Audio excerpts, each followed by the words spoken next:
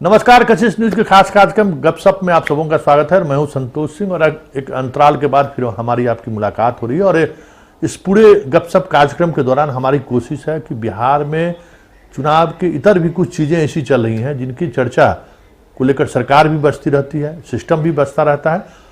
और कोशिश जो इस तरह का आंदोलन करने वाले लोग हैं या अलग तरह की विचारधाराओं से जुड़े हुए जो लोग हैं, उनकी भी कोशिश होती है कि चुनाव के समय में इन विषयों पर भी चर्चा होनी चाहिए। दो डिफरेंट एंगल है जिस एंगल से चीज़ें चलती हैं। पॉलिटिकल पार्टी अपने तरीके से चीज़ों को इस चुनावी मौसम में एजेंडे के तहत आगे बढ़ाने की कोशिश करती हैं। जो सोशल वर्कर हैं वो अपने तरीके से उस एजेंडे को, उस चुनावी मुद्दे को पार्टी के एजेंडे में शामिल करें, इसको लेकर चीज़ें चलती रहती है। तो एक आंदोलन को लेकर हमने आपको खबर दिखाया था, लगभग 1-2 वर्ष पहले खबर हमने आपको दिखाई थी कि किस तरीके से एक पुल को लेकर लोग संघर्ष कर रहे हैं। तो जरा पहले उस खबर को फिर आज हम रीटेक कर रहे हैं, जरा उस खबर को देखिए।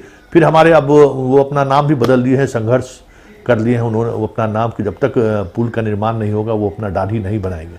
तो ये एक प्रण है और इस प्रण को लेकर लगातार 2017 से वो आंदोलन कर रहे हैं। तो पहले उस खबर को आप देख लीजिए, जिस खबर को हमने 2 वर्ष पहले दिखाया था कि क्या वो खबर। और आज भी स्थिति वही है, स्थिति में कोई बदलाव नहीं आया है, लेकिन संघर्ष जारी है। तो उस संघर्ष को आज चुनावी मुद्दा बने या चुनाव में उसको लेकर एक मतदाता जागरूक हो इस इशू को लेकर, मेरा मकसद इस गपशप कार्यक्रम के दौरान यही है कि इन चीज़ों को पब्लिक डोमेन में भी जानी चाहिए कि पुल के लिए संघर्ष चल रहा है तो उसकी महत्ता क्या है, खास करके चुनावी राजनीति में। तो चलिए पहले इस गर्दाझार कार्यक्रम में, जो हमारा वो पुराना एक जो कार्यक्रम था, उस कार्यक्रम में उस पुल के बारे में, उस पुल के महत्ता के बारे में हमने खबरें चलाई थी। तो जरा पहले इस खबर को देख लीजिए, फिर हम उनसे मुलाकात भी करेंगे और उनसे बात भी करेंगे। पुल होता तो माता जानकी के जन्मस्थली से लेकर अयोध्या तक की दूरी सैकड़ों किलोमीटर कम होती, मगर पुल है नहीं। पुल इसलिए नहीं है क्योंकि 7 दशकों से इसके लिए आंदोलन चल रहा है। मतलब जिस पुल की कहानी ऐसी है कि बच्चे जवान हुए, जवान बूढ़े हो गए, बूढ़ों की आंखें पथरा गई और कई तो भगवान को प्यारे हो गए। मौजूदा मुख्यमंत्री से लेकर पुराने मुख्यमंत्रियों तक के कान में लोगों की आवाज अनसुनी रह गई। चुनाव के वक्त शिवहर और आसपास के जिलों में बागमती और लालबकिया नदी के बीच पुल मुद्दा बनता है। वोटिंग खत्म होने के बाद मुद्दा हो जाता है मुर्दा। सत्ता की निष्क्रियता कह लीजिए, उदासीनता कह लीजिए विकास के प्रति, कि जहां आज हम सुशासन बाबू के नाम से और पुल पुलियों के नाम से जानते हैं नीतीश कुमार जी को, लगभग 4 मुलाकात मेरी हो चुकी है और मैं चारों बार उनको पूरा डॉक्यूमेंट्स के साथ सारी चीजें से अवगत करा चुका हूं, लेकिन वो बार बार कहते हैं कि छोटी जिला है, जबकि 3 जिले को कनेक्ट करना है। ये पुल होता तो संजय सिंह की दाढ़ी नहीं बढ़ती। 3 सालों से इन्होंने सेविंग नहीं की, इसलिए नहीं की क्योंकि बागमती और लालबकिया नदी के बीच पुल नहीं बना। अगर सरकारों का रवैया ऐसा ही रहा तो एक दिन संजय सिंह की दाढ़ी जमीन तक पहुंच जाएगी। देखिए, हम तो लगातार 2 सितंबर 2018 को जब हम लोग दिल्ली में बिहार भवन पे हल्ला बोल कर रहे थे, तो रेजिडेंट कमिश्नर के सामने उन्होंने कहा कि ऐसे आंदोलन होते हैं और प्रारंभ होते हैं और बंद हो जाते हैं। तो मैंने कहा मैं भूल ना पाऊं कि मुझे इस मुहिम में अभी काम करना है, पुल बनवाना है, इसलिए जब तक पुल नहीं बनेगा मेरी दाढ़ी बढ़ती रहेगी। तो तब से मेरी दाढ़ी बढ़ती रही है। मेरे पिताजी की पुण्यतिथि भी बीच में थी, लेकिन मैं पूरा बाल साफ कराया था, लेकिन दाढ़ी मेरी साफ नहीं हो पाई थी, क्योंकि एक कहीं ना, और नीतीश जी अवगत है, मैंने उनको कहा था कि मैं दाढ़ी तो 20 वर्षों तक रख सकता हूं, लेकिन उस क्षेत्र में लोग अब बिना पुल पुलिया के 20 साल तक नहीं रह सकते। यह कहीं ना कहीं आपके लिए नुकसानदायक होगा। पुल को लेकर देश में शायद ही कहीं इतने दिनों तक आंदोलन चला होगा, मगर सरकारों के जहन में पुल को लेकर न जाने क्या नजरिया है कि तमाम फायदों के बावजूद आज तक दोनों की दूरियां कम नहीं हो सकी। जानकारों के मुताबिक पुल के फायदे बहुत हैं। मसलन इस पुल के नहीं होने से शिवहर और मोतिहारी के 35,000 काश्तकारों को नुकसान हो रहा है। पुल बनता तो गन्ना समेत दूसरी फसलें आर पार जा सकती थीं। पुल के बनने से सीतामढ़ी और मोतिहारी जिले की दूरी 160 से घटकर 65 हो जाती। सामरिक नजरिए से भी पुल का निर्माण बेहद जरूरी है। माँ जानकी की जन्मभूमि है और सीतामढ़ी, जिसको मैं बापू धाम मोतिहारी के रास्ते श्री राम जी की जन्मभूमि अयोध्या तक कनेक्ट करने वाला सबसे छोटे मार्ग की मांग कर रहा हूँ, जहाँ से सीता जी गई थी और वहाँ पे उनको खोइछा दिया गया था, जो खोड़ी पाकर खोइछा पाकर है। आज मुझे लगता है कि मां जानकी के जन्मभूमि को भी इस तरीके से मर्यादा पुरुषोत्तम श्री राम की जन्मभूमि से कनेक्ट न करना सबसे बड़ी समस्या है। पुल के फायदों की लिस्ट बहुत लंबी है। संजय सिंह अपने साथियों के साथ आंदोलनरत हैं। उनकी दाढ़ी लगातार बढ़ रही है। कुदरत ने हमें 4 दिशाएं दी हैं, पूरब, पश्चिम, उत्तर, दक्षिण, लेकिन हमारा पश्चिम आज 3 पीढ़ियों से बंद है और निश्चित रूप से पश्चिम जाने के लिए हमको उत्तर या दक्षिण होकर जाना पड़ता है। तो हमें लगता है कि आज के इस परिवेश में नेता लोग या हमारे मुख्यमंत्री या सत्ता कुदरत से भी बढ़ के हो गई है कि कुदरत जो हमें देती है यह कहीं ना कहीं ये लोग बाधित करने का काम करते हैं। 35 से 40 हजार किसान काश्तकार सीधे तौर पर लाभान्वित होंगे उस पुल के निर्माण हो जाने से। देखना यह है कि सरकार पुल के फायदे देख अपना ही वायदा पूरा करती है या फिर 7 दशक से चल रहे आंदोलन के शतक लगने का इंतजार करती है। ब्यूरो रिपोर्ट, कशिश न्यूज। तो आपने देखा इनका संघर्ष गाथा क्या है। और एक पुल को लेकर बात तो बड़ी मामूली हो सकती है कि एक पुल को लेकर इस तरह के इशूज को वो 2017 से लड़ाई लड़ रहे हैं, अपनी नौकरी छोड़कर गांव आकर। इनकी भी राजनीतिक महत्वाकांक्षा हो सकती है। लोग अब ये कहने लगे होंगे कि 2017 और 2020 3 वर्षों के दौरान बहुत सारी चीज़ें बदली होगी। स्थानीय राजनीति में लोग शामिल हैं, उन्हें लगता होगा कि ये सियासत करने आए हैं। सियासत की समझदारी भी यही है कि जब भी कोई अगर नॉन पॉलिटिकल काम को लेकर जब वो पब्लिक के डोमेन में आते हैं तो उन्हें लगता है कि अच्छा, इनका उद्देश्य जरूर एमएलए एमपी बनना है। मतलब हर व्यक्ति इसी तरीके से उसकी सोच यही शुरू होती है कि ये बंदा अगर हमारे किसी इशूज को लेकर, हमारे किसी विषय को लेकर अगर वो संघर्ष कर रहा है, मतलब उद्देश्य उसका चुनाव लड़ना है। अब तो चुनाव है। चलिए, बहुत बहुत धन्यवाद। 3 सालों से आप इस लड़ाई में शामिल हैं। आप अपना नाम भी बदल दिए, अब संघर्ष कर दिए। अब चलिए, कोई बात नहीं, संघर्ष करते चलिए। लेकिन जो आपका आंदोलन है, उस आंदोलन को लेकर पिछले 3 वर्षों के दौरान जो जनता है उसके नज़रिया में क्या बदलाव है? क्या वो उसको ये समझदारी है कि इस पुल के सहारे हम जो आने वाले विधानसभा चुनाव हैं उसको हम जो हमारे प्रतिनिधि हैं उनकी घेराबंदी करें, उनको वोट नहीं दें या वोट देने में एक इसको इशू बनाया जा सके? देखिए, आपने कहा कि 3 सालों में क्या बदला है, तो 3 सालों में यह बदला है जो लोगों का नजरिया था उस पुल के प्रति। अब उनको समझ में आने लगा है कि नेताओं के कान केवल चुनाव के समय खुले रहते हैं। और निश्चित रूप से जब हमने 17 में स्टार्ट किया तो 19 हमारे लिए एक पहला माइलस्टोन था जब लोकसभा चुनाव था। उसमें हमने नोटा अभियान चलाया था और बहुत हद तक कारगर भी रहा था। 42,700 नोटा प्राप्त हुआ था। शिवहर, सीतामढ़ी और मोतिहारी का वह ये क्षेत्र जहां वो पुल को बनना है। उसके बाद यह हुआ कि सांसद ने 4 प्रश्न लोकसभा में उठाए। उसके बाद यह हुआ कि मुख्यमंत्री हमारे इस आंदोलन के बाद जब पहली बार शिवहर पहुंचे जल जीवन हरियाली के स्टेज पे, जहां इसके अलावा कोई चर्चा नहीं होनी थी, उनके अपने विधायक जो अब तक चुप थे पुल चिल्ला रहे थे। सांसद खुलेआम दाढ़ी और पुल की बात कर रही थी। मैं सामने रो में बिठाया गया था, वीआईपी रो में।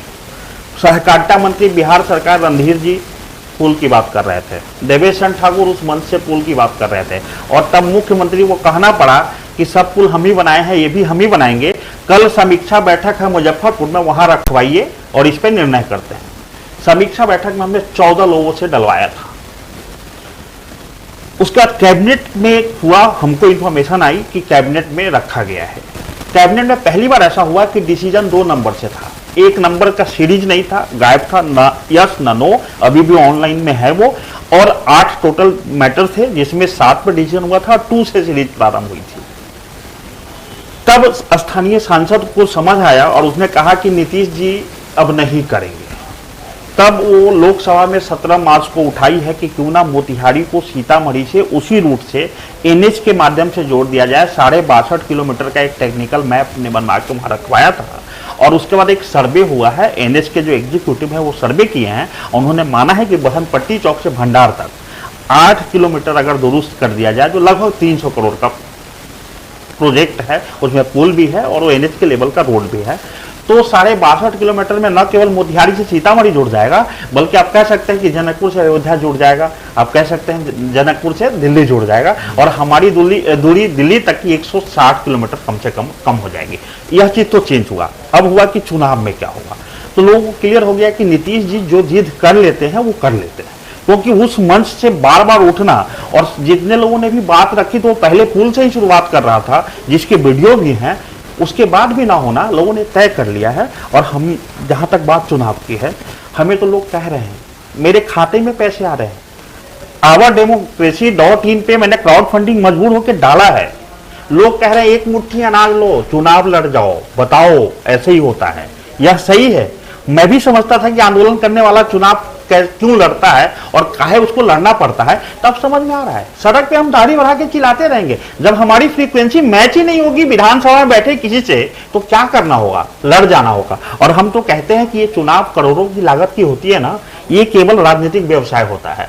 जब सामूहिक हित के लिए चुनाव लड़ना है और लड़ के कुछ बेहतर ही करना है, तो अपनी लागत क्यों। मेरा एक संकल्प है कि मैं अपनी चवन्नी नहीं लगाने जा रहा हूं इस चुनाव में, और लड़ने भी जा रहा हूं। और चुनाव आप लड़ रहे हैं? लड़ने भी जा रहा हूं और अपनी जेब का चवन्नी भी नहीं लगाने जा रहा हूं, इसलिए कि अगर जनता के लिए लड़ना है तो एक एक मुट्ठी अनाज या चंद पैसे जैसे मिल रहे हैं ना, उसी पैसे से लड़ना है। जितना मटेरियल होगा उसी में बेहतर से बेहतर व्यंजन बनाना है, और सत्ता को यह समझा देना है कि हम लोग केवल दाढ़ी बनाने के लिए और दिल्ली, बॉम्बे, कलकत्ता से पैदल लौटने के लिए नहीं है। अगर मैं काम छोड़ के 3 सालों से यहां बैठा हूं तो यह पुल तो बनेगा ही, चाहे जिस लेवल तक भी सत्ता को परेशान करने से, क्योंकि मेरी जब दाढ़ी खुजलाती है तो मैं इनको भी छोड़ता नहीं हूं, इनको भी खुजलाता हूं। और जनता में इतना अवेयरनेस तो आ गया है कि कुछ बेहतर होने वाला है। लेकिन आपको लगता है कि ये इशू, एक पुल को लेकर जिस तरीके का आप आंदोलन कर रहे हैं पिछले 3 वर्षों में, ठीक है, उस इशू पे चीज़ें बदली, आपके एमएलए एमपी भी वो सवाल करने लगे, लेकिन जनता के लिए एक पुल के सहारे, ये पहले भी ये आरोप लगता रहता था। जब हमने आपकी ये खबर चलाई तो आपके सीतामढ़ी और शिवहर के कई नेताओं का हमारे पास फोन है, बिल्कुल, कि नहीं ये जालसाज आदमी है, ये अपने एक दूसरे मकसद के लिए, क्या इनका जमीन का क्या है नहीं है, ये अपना फायदा चाहते हैं, इसलिए ये इस तरह का आंदोलन कर रहे हैं। तो ये कोशिश होती है एक आंदोलन को विफल करने के लिए, ये तरीका अपनाया जाता है। जो मुख्य धारा के पॉलिटिशियन है वो इस तरह की चीजें पब्लिक डोमेन में लाते हैं कि आपके इमेज को समाप्त किया जाए। लेकिन अब आप बात कर रहे हैं चुनाव लड़ने का, तो क्या वाकई में ये चुनाव लड़ने का जो प्रोसेस है इस डेमोक्रेसी में, जनता आपके उस इशूज के सहारे जुड़ चुकी है या फिर उस इशूज के सहारे आपके साथ खड़ी है, ऐसा आपको महसूस होता है? संतोष जी देखिए, बात एक इशू का नहीं है, सवाल एक पुल का नहीं है। वो पुल नहीं हमारे 3 पीढ़ियों का सपना है। कितने लोग डूबे, मरे और आज भी मरने को विवश है। सवाल एक पुल का नहीं है, सवाल नियत का है। आखिर सरकार हम चुनते किस लिए है? शिवहर एक ऐसा जिला है जिसका कोई भी बाउंड्री रेल से टच नहीं करता। वहां पे गन्ना चीनी मिल जो रीगा का है बंद होने के कगार पे है, और उस मिल ने 2010 को पहला पत्र लिखा था 8 मार्च 2010 को कि सरकार उस पुल को बनवाए, क्योंकि मोतिहारी मिल बंद की पोजीशन में है। वहां का गन्ना किसान आसानी से यहाँ गन्ना देगा और हमारा मिल चलते रहेगा। उसने यह भी लिखा कि आप मोतिहारी को शिवहर से रेल के रास्ते अगर कनेक्ट कर देते हैं रीगा होते हुए सीतामढ़ी, तो बैगन के माध्यम से हम गन्ना ला पाएंगे जैसे नरकटिया साइड से लाते हैं। तो सरकार आखिर होती किस लिए है? आज वो मिल बंद होने के कगार पे है। बिहार में कभी 29 मिल हुआ करता था, आज मुश्किल से 11 मिल चल रहा है, उसमें वो अंतिम सांस ले रहा है। वो भी हमारा आंदोलन है। शायद आप तक जानकारी नहीं पहुंची होगी, ओम प्रकाश धनुका हमको वीडियो कॉल करके अपनी बात समझाते रहते हैं, और मैं उनको वही कहता हूं कि ये तो किसान है, अभी शुरुआत हुई है, अभी सरकार ने एफआईआर किया, हमारे प्रयत्न में किया है। अब 10-10 किसान गुट बना के एफआईआर करेंगे, तो उन्होंने किया ये था कि किसान का जो पैसा था गन्ने का, उसके एवज में अब किसी का 1,40,000 डेलर था, उसका 3 लाख का सीसी करवा दिया 2013 में, और 3 लाख रुपए कंपनी उठा ली। मतलब मैं आपके यहाँ काम कर रहा हूँ और मुझे तनख्वाह के बदले आप कहीं से लोन करा दे रहे हो। तो आखिर कंपनी ने ऐसा किया तो सरकार क्या कर रही थी? और नीतीश जी से बड़ा करीबी संबंध रहा है। देखिए, लोग कहेंगे, जो लोग आपने कहा कई नेताओं ने ऐसा कहा, कह सकते हो, लेकिन वो पब्लिक डोमेन में जब आते हैं ना, सीतामढ़ी सांसद हमको हाथ जोड़ के टीवी पे बोलता है कि मैं उनके प्रयासों के सामने नतमस्तक हूं, जदयू से है सुनील कुमार बिल्कुल, पता नहीं कई पत्र उनके मेरे पास पड़े होंगे इस पुल के लिए। तो जब वही लोग पब्लिक डोमेन में आते हैं तो पुल चिल्लाते हैं। पुल को लेकर सरकार क्यों रिजिड हुई? सरकार का एक और तर्क है, जब आप इस खबर के सिलसिले में जब हम बात किए, कहे कि भाई उससे थोड़ी दूर पर ही वो एक और पुल हमने बना दिया है, इस पुल की जरूरत नहीं है, और अगर हम ज़्यादा नदियों पर पुल बनाएंगे तो उसकी धाराएं अवरुद्ध होगी, एक अलग तरह की समस्याएं खड़ी होगी। वो जिद पे अड़े हुए हैं, जबकि पुल पहले से बन चुका है। बिल्कुल बिल्कुल। देखिए, वही मैं बोलता हूँ कि सरकार काम कैसे करती है। मैं भी अब नाम नहीं बोलूंगा, एक सचिव बिहार सरकार के प्रिंसिपल सेक्रेटरी से मैंने पूछा कि जो चीजें असंभव होती है वो संभव कैसे होती है। बोले कुछ नहीं, मंत्री बोल दे कल संभव हो जाता है। आप जिस नदी की बात कर रहे हैं उस नदी पे चंदौली और मारल में 2.5 किलोमीटर की दूरी है। जदयू के एक विधायक अड़ गए तो नीतीश जी ने जाके उसका शिलान्यास कर दिया। मारल और चंदौली 2.5 किलोमीटर। वहां से सुनीता सिंह चौहान विधायक है, राणा रणधीर सिंह चौहान जब मांझी जी को लेकर उठापटक हुआ था उसमें बहुत लम्हा मतलब अच्छा सहयोग किए होंगे, इसलिए उनका पुल बन गया। तो 2.5 किलोमीटर में पुल बन जाता है। हमारे यहाँ पुल की दूरी कितनी है? एक पुल है बंसी चाचा बरगिया, सरकार ने बनाया था। एक व्यक्ति मेरे जैसा 22 साल संघर्ष करने के बाद आत्मदाह करता है तब जाके वह पुल बनता है, और वो भी क्रेडिट अगर सरकार ले लेती है। तो मैं कहता हूं कि आज बंसी चाचा जिंदा होते तो बैरगिनिया टापू बन चुका है। वह पुल तो बन गया। उत्तर से, दक्षिण से, पूरब से, पश्चिम से कहीं से भी आने का रास्ता नहीं है। अमित कुमार टुन्ना रीगा विधायक 13 दिन अनशन पे बैठे रहे, वहां कुछ नहीं हुआ। मुझे लगता है कि जो भी नियत रही हो, मेरे जैसा शख्स अगर होता वह बोरिया बिस्तर वहां से उठाता और पथ निर्माण के नीचे उस सचिवालय में एज ए विधायक बोरी बिछा के लेट जाता तब तक जब तक कि अमला काम करने नहीं चल देता। असल में क्या है कि सरकार कहती वो पुल हमने बना दिया, वहां से हम नदी के रास्ते 14 किलोमीटर दूर है। लेकिन जब हम बाई रोड न जाएंगे, नदी किनारे तो कोई सरकार ट्रैक बनाई नहीं है, अब हम बाई रोड जाएंगे तो 28 किलोमीटर जाना होता है। दूसरी तरफ एक है बेलवा। हमारे यहाँ कदावर नेता हुआ करते थे जिन्होंने कभी लालू यादव जी को मुख्यमंत्री बनवाने में बड़ा सहयोग किया, पंडित रघुनाथ झा जी। उनकी कुछ जमीनें पड़ा करती थी। नदी दक्षिण की तरफ जा रहा था, राजनीतिक रूप से डंडे के जम पे उसको पूरा मोड़ दिया गया। इसीलिए आज बेलवा में 4 पाया पुल का खड़ा है। अब कहते वो पुल, अरे वो चालू ही नहीं है, जो बना ही नहीं, जो जगन्नाथ मिश्रा के समय में शुरू हुआ था वो प्रोजेक्ट हुआ ही नहीं। उसका कहां से चुनाव लड़ना चाहते हैं? ठीक उसी जगह से, उसी शिविर से जहां पिछले 10 वर्षों से मोहम्मद सरफुद्दीन विधायक हैं। और उन्होंने मुझे कहा कि ये लेटर हेड लीजिए 2017 में। बोले पुल कौन सी बड़ी चीज है, तो हमारा जेब में है, जब कहेंगे नीतीश जी को तुरंत बन जाएगा। उन्होंने कहा मैं अभी लेटर बना दीजिए। उन्होंने मुझे लेटर हेड दिया। बोला मैं मुझे पढ़ना लिखना नहीं आता है, आप लेटर टाइप कर लीजिए, मैं साइन कर दूंगा। मैंने भी वो लेटर टाइप कराने के बाद उसका फोटो कॉपी कलर कराया, भेजा कि साइन करता है नहीं करता है। 3 महीने हो गए, 4 महीने हो गए, जब साइन नहीं हो पाया, आज होगा, जुम्मे के रोज होगा, तो प्रशांत किशोर ने हमको बुलाया था मिलने के लिए और सीएम से मिलवाया था। तो उस समय मैंने बिना सिग्नेचर का वो लेटर दिया था कि पढ़ा लिखा विधायक अगर हमको दिए होते, इसमें पत्रांक भी होता, दिनांक भी होता और साइन भी होता। तो सवाल यह है कि हमारे बुजुर्ग लोग जब खुद कम पढ़े लिखे होते थे तो पढ़े लिखे नेता चुनते थे। चलिए चर्चा जारी रखते, लेकिन एक पहले छोटा सा ब्रेक लेना जरूरी है, वो अनिवार्य है। लेकिन एक पुल के सहारे चीज़ों को समझने की जरूरत है। बहुत सारी चीज़ें बदलाव का एक प्रोसेस होता है, एक उसी प्रोसेस से चीज़ें बदलती हैं। तो ये एक बदलाव की कोशिश है और इस बदलाव के सहारे जरा इनको समझने की कोशिश। ठीक है, ये चुनाव लड़ना चाह रहे हैं और ऐसे जो चुनाव लड़ना चाह रहे हैं इस बार बिहार में, हमारी कोशिश है उनसे आपकी मुलाकात जरूर कराएं अपने टीवी चैनल के माध्यम से, और वो क्या सोचते हैं बिहार को लेकर, बिहार को कैसे बदलना चाहते हैं और बिहार को लेकर उनकी धारणा क्या है। क्योंकि वो बाहर मुंबई में नौकरी कर रहे थे, नौकरी छोड़कर बिहार आए, एक इशूज को लेकर आए और पिछले 3 वर्षों से इस इशूज को लेकर लड़ाई लड़ रहे हैं। अब वो चुनावी मैदान में आ रहे हैं। तो इसके अलावा और क्या उनके पास विजन है, जिस विजन के सहारे वो चुनाव लड़ना चाहते हैं, उन सब चीज़ों पर भी चर्चा करेंगे। लेकिन एक पहले छोटा सा ब्रेक ले लेते हैं। एक बार फिर से स्वागत है आप लोगों का। शिवहर से आप चुनाव लड़ेंगे। एक पुल के सहारे आप 2017 में बिहार वापस आए मुंबई से नौकरी छोड़ के। चुनाव लड़ना जो सिस्टम है, जो इस डेमोक्रेसी में कैसे जैसे चुनाव लड़ा जाता है, बूथ खर्चा से लेके, बूथ मैनेजमेंट से लेके, बूथ कार्यकर्ता से लेके, और बहुत सारा चीज़ें हैं जिनको आप 3 वर्षों में अनुभव किए होंगे। जाति है, धर्म है, बहुत सारी चीज़ें हैं जिस सहारे ये सियासत चलती है। 3 वर्षों में आप जब जनता के बीच गए तो आपको ऐसी क्या चीज़ें दिखी कि जिसके सहारे आप चुनाव लड़ने की बात सोच रहे हैं? संतोष जी, सबसे पहले तो मैं इस बात का खंडन करूंगा कि पुल के सहारे, मैं पुल के सहारे नहीं, मैं विचारधारा के सहारे चुनाव लड़ना चाहता हूँ। सवाल ये एक पुल का नहीं है। हमारे यहाँ तो ना पुल है, ना रेल है, ना ढंग का सड़क है, ना डिग्री कॉलेज है। लेकिन सवाल है कि जिसकी विचारधारा छीन लेने की होगी ना, सत्ता से लड़ के ले लेने की होगी ना, तो आज पुल के लिए लड़ रहा है, जिस दिन पुल मिल जाएगा तो रेल के लिए लड़ रहा होगा, रेल मिल जाएगा तो शिक्षा के लिए लड़ रहा होगा। सवाल यह है कि लड़ने की प्रवृत्ति का। उस पुल के साथ मेरे कुछ इमोशन जुड़े हुए हैं। मैं इनफैक्ट बताऊं तो मैं इसको केवल आपके चैनल पे आज मैं शेयर कर रहा हूं। मैं यहां आया था तब जब मेरे पिताजी बीमार थे। ससुराल में मेरी चचेरी सास गुजरी, मैं उनको देखने चला गया।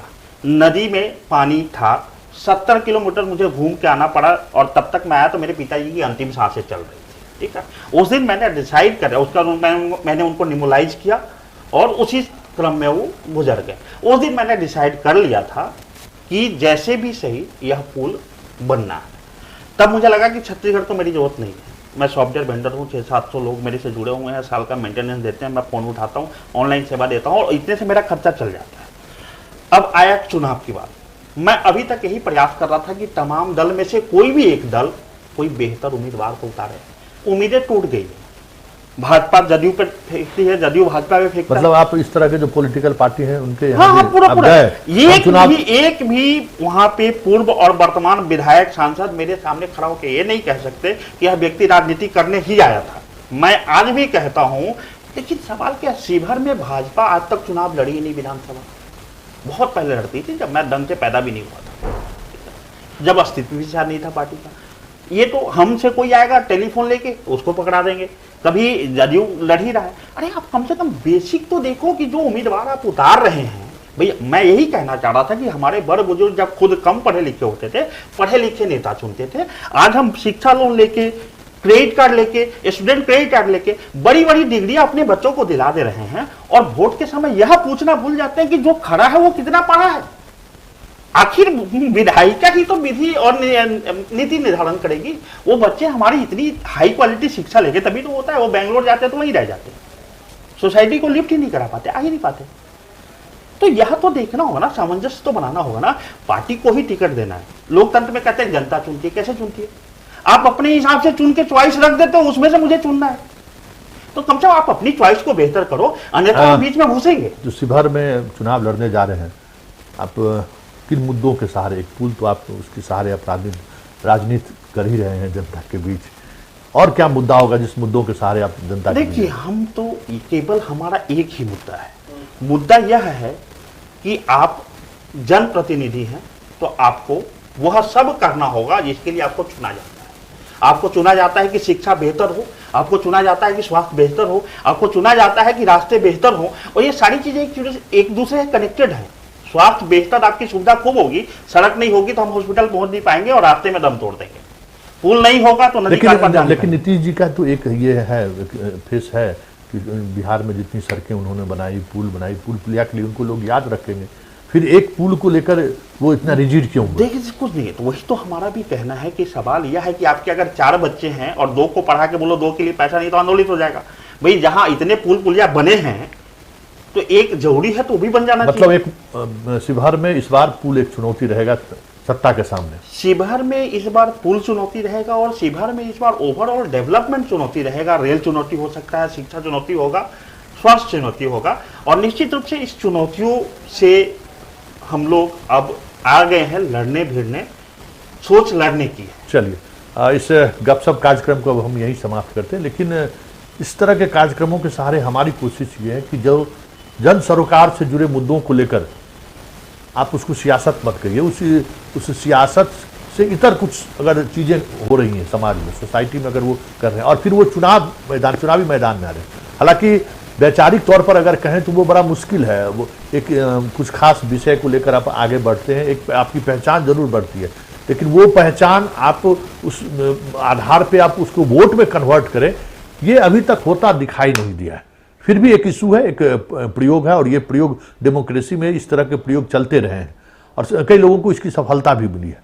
मेधा पाटकर जैसे लोग भी चुनाव लड़े लेकिन वो बुरी तरह से हारे, वो भी एक इसी तरीके के इश्यूज को लेकर सामने आए। लेकिन ये जो बदलाव की बात हो रही है, ये हमें बार बार इन चीज़ों को समझना होगा कि अब हमारे पास वक्त काफ़ी कम है। इन चीज़ों को समझना होगा कि इसके लिए जो जनता के अंदर उसके वोट की जो महत्व है, जिस महत्व को वो अभी भी नहीं समझ रहे हैं, तो आप इस तरह की लड़ाई में, एक बड़ी लड़ाई इस देश के उस तरीके के जो परिवर्तन चाहने वाले लोग हैं उन्हें लड़नी चाहिए कि भाई वोटर को भी एजुकेट किया जाए। वोटर को पता ही नहीं है कि हमारे एक वोट का महत्व क्या है। चलिए, इस कार्यक्रम को अब हम यहीं समाप्त करते हैं, फिर किसी नए मुद्दों और मेहमानों के साथ हमारी आपकी मुलाकात होगी। फिलहाल मुझे इजाजत दीजिए, नमस्कार।